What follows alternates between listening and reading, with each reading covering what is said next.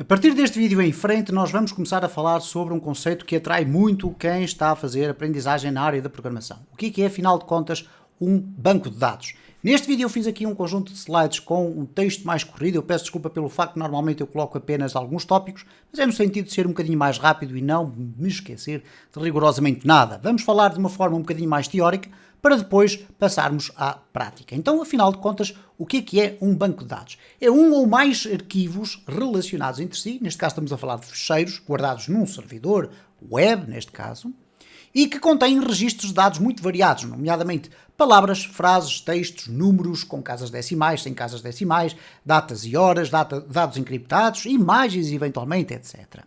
Bom, essa informação está, no entanto, organizada de uma forma altamente eficiente, que depois permite ler, adicionar, atualizar e eliminar essa informação de uma forma muito precisa e muito rápida. E aí é que está a grande vantagem de utilizarmos bancos de dados, ao contrário de utilizarmos, por exemplo, um sistema que já ninguém usa, que é guardar informações em ficheiro de texto, sem ter por trás um sistema que consiga fazer a gestão muito rápida dessa informação. Então nós temos aquilo que se designa por um SGBD, ou Sistema de Gestão de Bases de Dados, que em inglês tem o seu equivalente, obviamente, que é o Database Management System. É o sistema, então, que permite criar e comunicar com esses bancos de dados. Muita atenção, o PHP não é um sistema de gestão de base de dados. Ele vai ter, no entanto, a possibilidade de utilizar o conjunto de bibliotecas e as suas respectivas classes e funções que permitem conectar-se com determinados tipos de bancos de dados, como iremos ver mais à frente. Bom, o PHP pode ligar-se a vários tipos de bancos de dados, desde que existam então as tais bibliotecas. E para isso ele vai ter então essas bibliotecas que lhes permitem fazer, ou que lhe permite fazer a ligação às bases de dados e efetuar as operações necessárias, que tradicionalmente são conhecidas como operações de CRUD. O que é que isto significa? Create, Read, Update e Delete. Isto é, criar, ler, atualizar e eliminar informação. Tradicionalmente, o PHP está intimamente relacionado com o MySQL, que é um dos tipos de sistemas de gestão de bases de dados, ou então com o MariaDB, porque é muito semelhante ao MySQL. Mas é muito frequente ver também com outros sistemas, nomeadamente com PostgreSQL, o SQLite, o MongoDB, Microsoft SQL Server, com Oracle, etc. A escolha do tipo de banco de dados para a nossa aplicação vai depender muito do tipo de informação que nós queremos guardar e da forma como nós queremos fazer essa gestão de informação.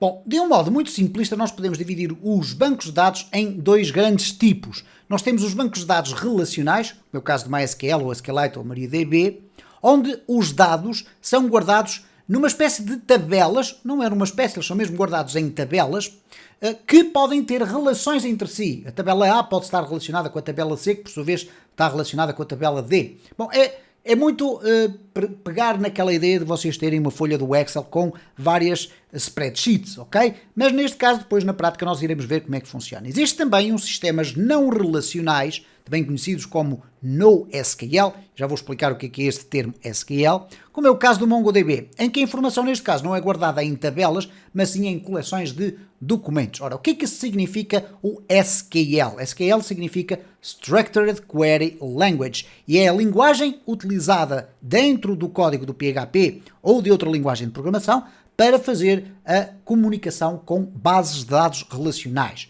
Iremos ver isso com mais calma no decorrer dos próximos vídeos.